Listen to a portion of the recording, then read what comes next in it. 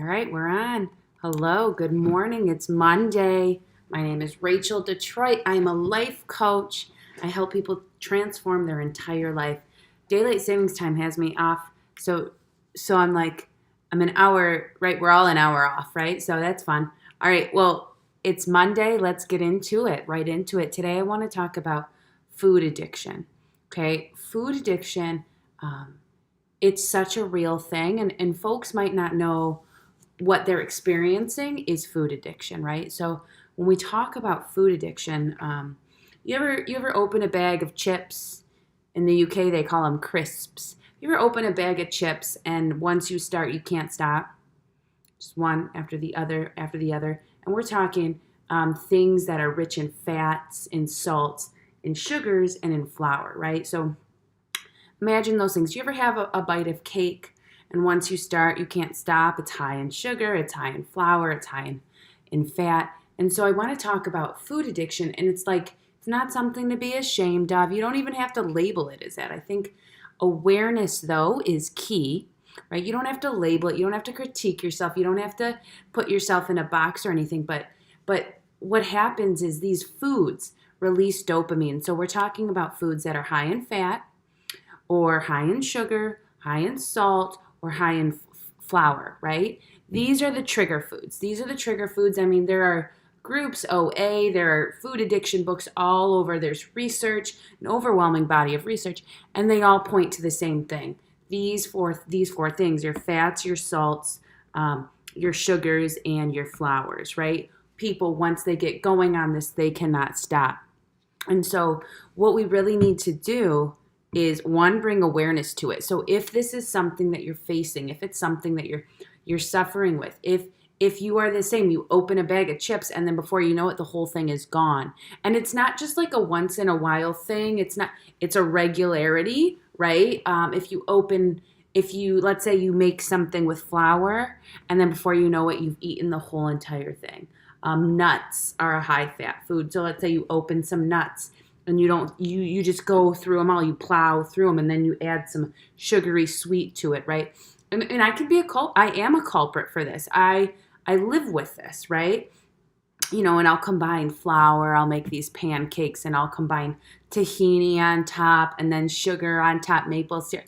And once I start, I cannot stop. And then I want more pancakes later. And then I want more. And then I'm starting to get into what cake can I make. And the truth is, these things, they're not really helpful, right? I'm not saying every once in a while don't have them. What I'm saying is, for the food addict, for folks like me, for the people who suffer with once they start, they can't stop. Not the regular normies who just have like one plate of pancakes and they're like, oh, I don't need to do this again for a few weeks.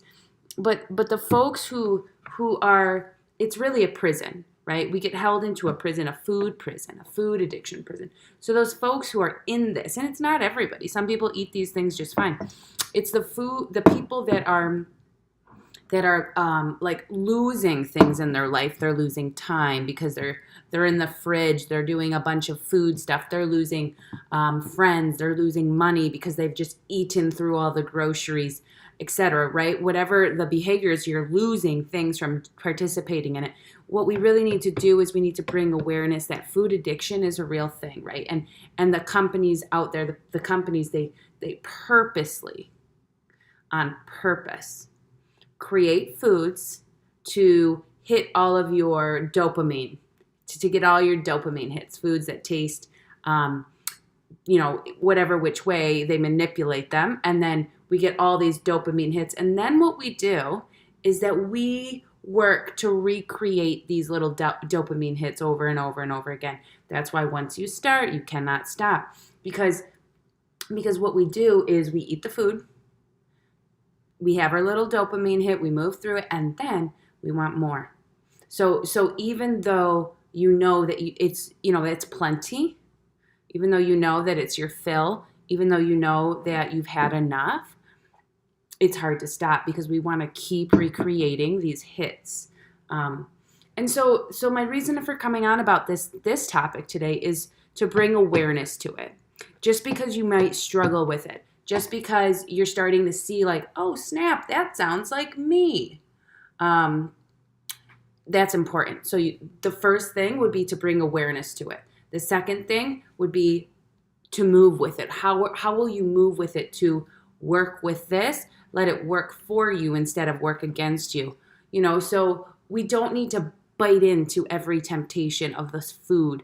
You will become a slave to the food.